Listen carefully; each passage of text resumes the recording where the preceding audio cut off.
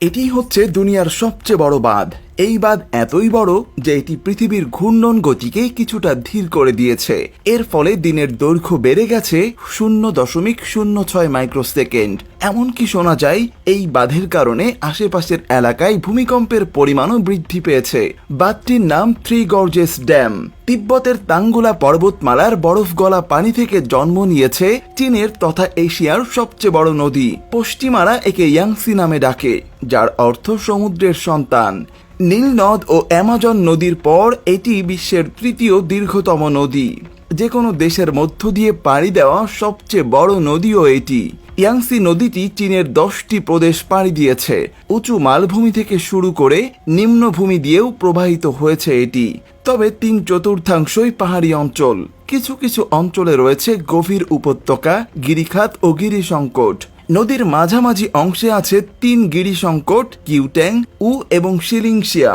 এই শিলিং গিরিসংকটে নির্মাণ করা হয়েছে থ্রি গর্জেস ড্যাম বা 3 গিরিসংকটের বাঁধ ও বিদ্যুৎ উৎপাদন কেন্দ্র। প্রায় 2 দশক ধরে কার্যক্রম চলার পর 2008 সালে এই বাঁধ নির্মাণ সম্পন্ন হয়। বাঁধটির উচ্চতা 181 মিটার, যা প্রায় 60 তলা ভবনের সমান। এর জলবিদ্যুৎ কেন্দ্রের বিদ্যুৎ উৎপাদন ক্ষমতা প্রায় 22,500 মেগাওয়াট। বিদ্যুৎ উৎপাদন ক্ষমতার দিক দিয়ে এটি বিশ্বের বৃহত্তম জলবিদ্যুৎ বাঁধ, যা ব্রাজিলের ইতাইপু বাঁধকে ছাড়িয়ে গিয়েছে। নাসার তথ্য মতে এই বাঁধ মানবসৃষ্ট স্থাপনাগুলোর একটি, যা মহাকাশ থেকে খালি চোখে দেখা যায়। চীনের মহাপ্রাচীরের পর এটি তাদের সবচেয়ে বড় স্থাপনা। তবে এ নিয়ে চীনাদের ভোগান্তির পরিমাণও কম নয়। বন্যা নিয়ন্ত্রণে ব্যর্থতা ও পরিবেশগত বিপর্যয় নিয়ে এই বাঁধ অনেক বিতর্কও সৃষ্টি করেছে। বাঁধের বৃহৎ জলাধার নির্মাণের জন্য ইয়াংসি নদীর তীরবর্তী প্রায় 14 লাখ লোককে সরে যেতে হয়েছে। এদের বেশিরভাগই ছিল গরিব কৃষক ও জেলে। তাদের বাসস্থান ও কৃষি জমি ডুবিয়ে দেওয়া হয়েছে। এতে 114টি শহর ও 1680টি গ্রাম হারিয়ে গেছে। এই বাঁধ নির্মাণের আগে চীনের 3 বৃহৎ বাঁধ মিলিয়েও এত মানুষকে তাদের বাসস্থান ছাড়তে হয়নি।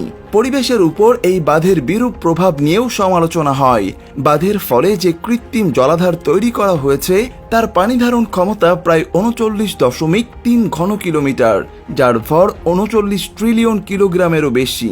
এই বিপুল পরিমাণ পানি সমুদ্র পৃষ্ঠ থেকে 175 মিটার উচ্চতায় থাকার ফলে এর প্রভাব গিয়ে পৃথিবীর ঘূর্ণন গতিতেও পড়ে।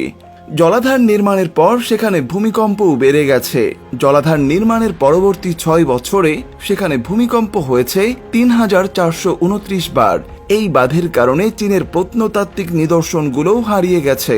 ধারণা করা হয় এখানে বাঁধের পানিতে তলিয়ে গেছে প্রায় 1300 প্রত্নতাত্ত্বিক নিদর্শন স্থান। ফলে এই অঞ্চলের প্রাগৈতিহাসিক যুগের মানুষের জীবনধারা সম্পর্কে গবেষণা করাও সম্ভব হবে না।